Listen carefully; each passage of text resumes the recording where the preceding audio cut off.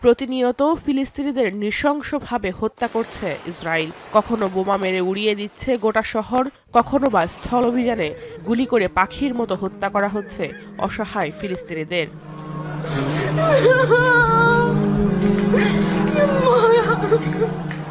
ইহুদিদের হাতে মুসলিম ভাইদের গণহারে মরতে দেখেও বিবেকের ঘরে তালা মেরেছে আরব বিশ্ব। তবে সেই বিবেককে নাড়াতে সোমবার ধর্মঘটের ডাক দিলেন খোদ ফিলিস্তিনিরাই। তাদের সমর্থন জানিয়ে পুরো বিশ্বকে ইসরায়েল বিরোধী প্রতিবাদে নামার আহ্বান তাদের। বান্ডেল থাকলে প্রতি সেনমানিতে টাকা বাঁচবে।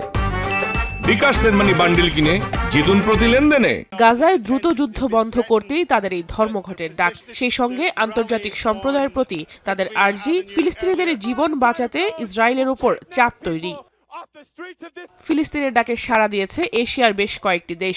বাংলাদেশ, পাকিস্তান সহ বেশ কয়েকটি দেশে গাজায় গণহত্যা বন্ধে রাজপথে বিক্ষোভে নেমেছে হাজার হাজার মানুষ। তাদের কণ্ঠে একটাই আওয়াজ, ফিলিস্তিনে হত্যাযজ্ঞ বন্ধ করতে হবে ইসরায়েলকে।